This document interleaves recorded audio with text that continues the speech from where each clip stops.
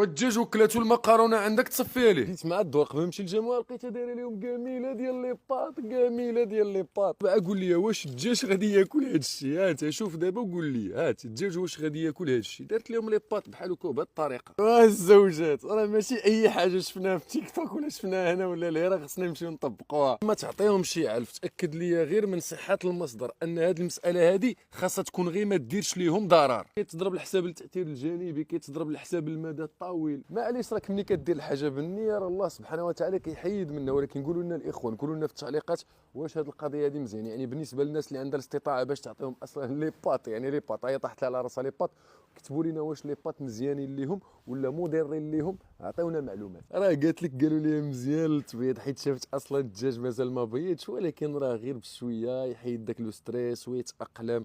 وفي نفس الوقت راه واحد المساله، امتى بغى الله وقت ما بغى الله سيدي.